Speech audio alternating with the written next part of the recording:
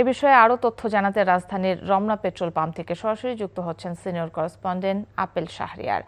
Apple, তেল পেতে ভোগান্তি কতটা কমেছে? পাম্পে আজকে গাড়ির চাপ কেমন দেখছেন? গ্রাহকরা কি বলছে?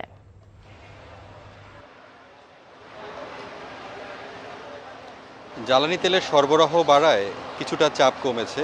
আগে যে দীর্ঘ সারি দেখা যেত ফিলিং স্টেশনের সামনে, তা আজকে দেখা যায়নি। আমি বেশ কয়েকটি ফিলিং স্টেশনের সামনে ঘুরে দেখেছি, আর এখন রমনা ফিলিং স্টেশনের সামনে আছি।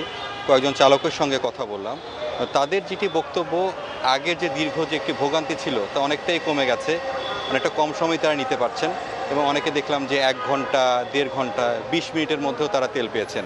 আরেকটি লক্ষণীয় বিষয় হচ্ছে, আগে যখন গ্রাহকরা যখন তেল নিতে আসতো তখন কিন্তু অনুরোধ করতেন যাতে একটু বেশি করে তেল দেওয়া হয়, কিন্তু রেশনিং পদ্ধতির মাধ্যমে তেল দেওয়া হচ্ছিল। তো এখন যেটি দেখলাম যে সর্বোচ্চ এই পেট্রোল পাম্পে মোটর সাইকেলে 1000 টাকা দেওয়া হচ্ছে। অনেকেই দেখলাম যে কেউ কিন্তু 1000 টাকার তেল নেয়নি, দেখলাম 500 টাকা 700 টাকার তেল নিচ্ছে। অর্থাৎ বোঝা যাচ্ছে যে চালকদের মাঝে, অর্থাৎ জনগণের মাঝে যে ধরনের একটি প্যানিক বাইংয়ের যে একটা প্রবণতা আমরা দেখেছিলাম, সেটা কিন্তু অনেকটাই কমে গেছে। একটি স্বস্তির খবর এটি। এবং পেট্রোল পাম্প কর্তৃপক্ষ যেটি বলছে, আজকে কিন্তু ডিপো থেকে তাদের তেল দেওয়া হয়নি, অর্থাৎ গতকাল যে তেল ছিল অবশিষ্ট সেটি কিন্তু আজকে দেওয়া হচ্ছে।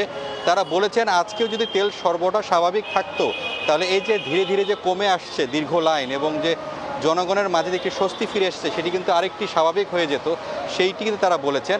তার কেননা অবশিষ্ট যে তেল রয়েছে সেটি দিয়ে আজকে হয়তো বা বিকেল পর্যন্ত সেটি চলবে, তারপরে আবার তেল দেওয়াটা বন্ধ হয়ে যাবে। আবার আগামীকাল দুপুর নাগাদ যখন ডিপো থেকে তেল আসবে তখন কিন্তু তেল সরবরাহ করতে পারবে। এজন্য পেট্রোল পাম্প কর্তৃপক্ষ এবং গ্রাহকদের সঙ্গে কথা বলে মোটা দাগে যেটি জানা গেল, সেটি হচ্ছে যে আগের যে দীর্ঘ লাইন অপেক্ষা ছিল সেটি কিন্তু অনেকটাই কমে গেছে।